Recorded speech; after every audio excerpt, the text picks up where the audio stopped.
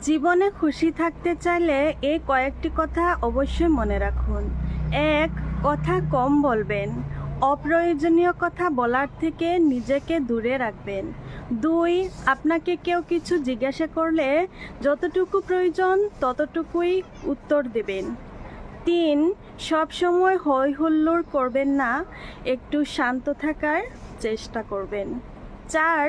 Serious মোমেন্টে বিচলিত হবেন না, চোখ বুজে ভাববেন এই সময় কি করা উচিত। ৫.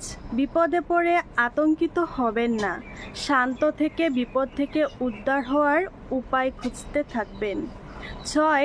আবেগপ্রবণ হয়ে রাগ, কান্না, হতাশা এগুলোকে নিজের জীবনে হবি হতে দেবেন না।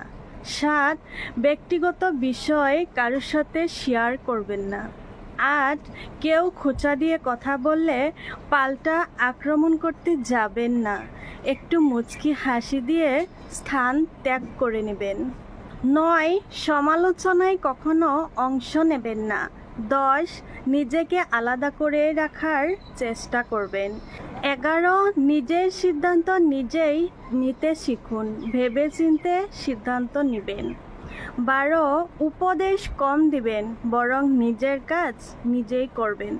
১৩. বেশি স্মার্ট বা লোভী হতে যাবেন না। ১৪. একটু পরিপাটি থাকার চেষ্টা করবেন। ১৫. অপচয় কম করবেন, যতটুকু প্রয়োজন ততটুকুই খরচ করবেন। ১৬. সবসময় পজিটিভ থাকার চেষ্টা করবেন। জীবনে আবেগ নিয়ে বাঁচতে নেই, বাস্তবতা নিয়ে সব সময় বাঁচতে হয়।